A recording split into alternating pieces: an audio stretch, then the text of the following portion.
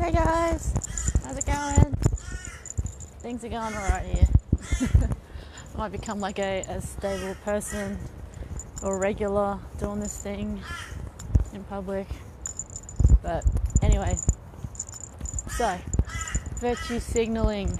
We get a lot of that virtue signaling going on. I don't know whether it's kind of increased lately or whether it's just they've given a name to it that's easy to remember and you've got an easy definition for it. But I was listening to Dr. Debra Soh.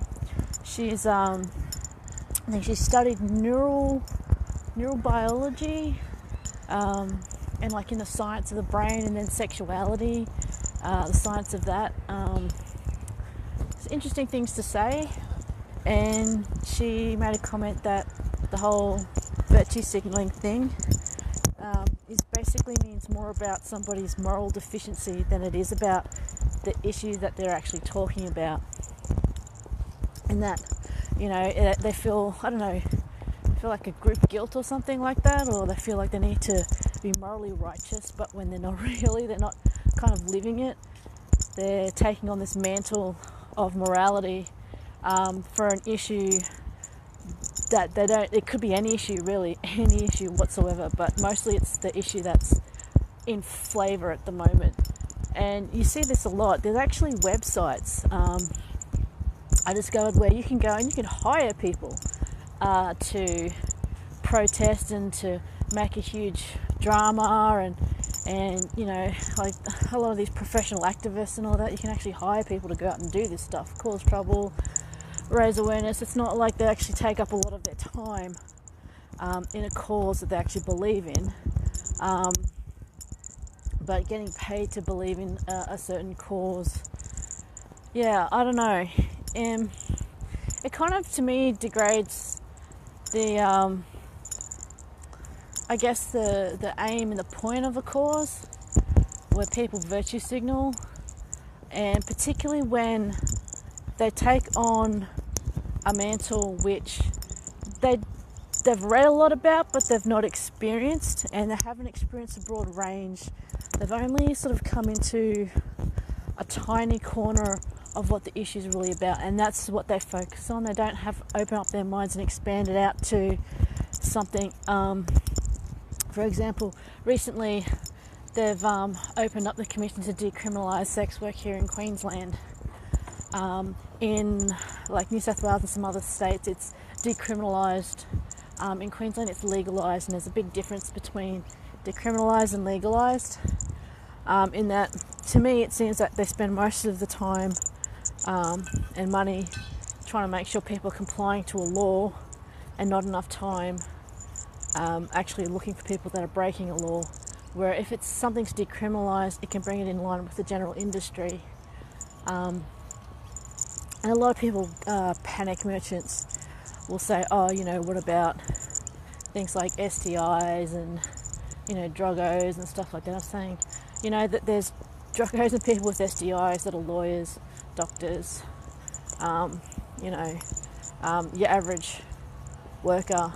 That doesn't stop them from working. What it does, however, it actually is a thing where it's beneficial for people to have a good moral standard, in that, you know, if you're an athlete, it is beneficial to you because your body is your livelihood or something you take pride in. Then you're going to take good care of it. You're not going to trash your body if that's what you use to make a living. It's just like, you know, a scientist is not going to, you know, do things that will endanger their, you know, their brain, their thought pattern, their minds. They're going to constantly educate themselves and bring themselves up to speed on latest techniques, technology, theories, theorems, network with people and that. I mean, it's kind of like that. Where you get this whole virtue signaling thing. I know, I do believe, and I kind of agree with Debra Soh on that point, is that the virtue signaling, it's more of a moral deficiency on a person. Sure, I mean, it helps that they're helping a cause, but they can also do a lot more harm than good, because there's some people that are just absolutely just searching for a meaning in life, and it's not really what they want, but it gives their life meaning in a way that it's a false meaning. They're so desperate to hang on to it that it becomes everything that they ever were. It's like people that, I guess it's like was it Munchausen syndrome, where basically they're sick all the time, and they need to be sick to get sympathy and attention to make themselves feel exceptional or special or whatever.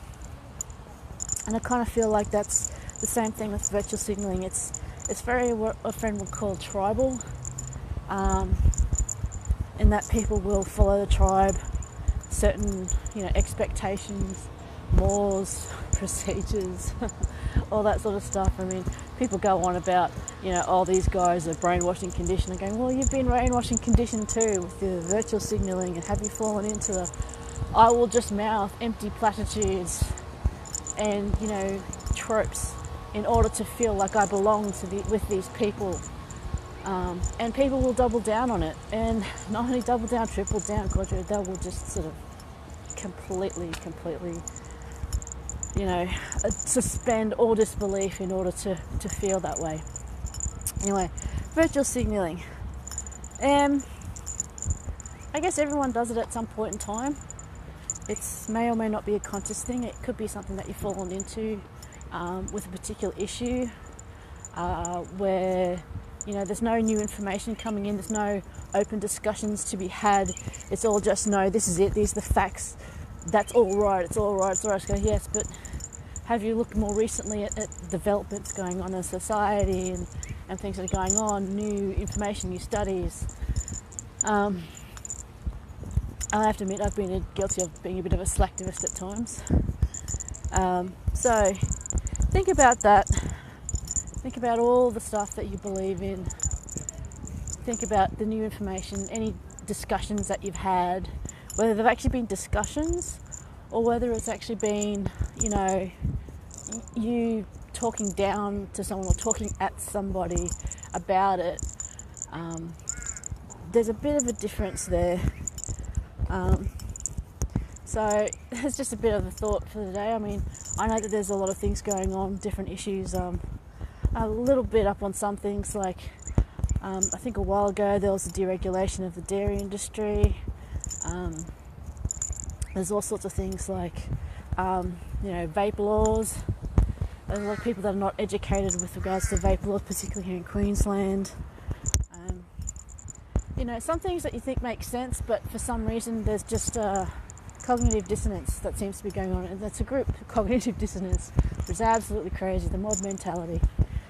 Anyway, if you've ever fallen into the mob mentality, and everyone has at some point in time, just think about it and what's changed then, now, and how you think, and how open-minded are you, and are you willing to have discussions with an open mind with people about, all the incidences and stuff like that, all about the causes that you have, you feel passionate about. Is it contextual? Are there exceptions? Talking about with like Pink, she was really against the mule singing, wanted to ban all Aussie wool, until the farmers sort of sat her down and said basically, hey, look, we don't like mule singing, but it's better than having your sheep being eaten alive and giving them a great amount of pain. And to which she went, okay, well, that's that's more information. Okay, no, it's mule singing, and that is not so bad in that context. And it just goes to show what a little bit of education and open mind can really do. Okay, anyway, virtual signaling. Think about what it really means when you're doing it, or when other people are doing it, and think about the morality of it all, the ethics, and have a good day. I think it's nice and sunny now. It was a bit chill this morning. Still a bit of a chill in the air. So make sure you keep warm. Love you guys. See ya.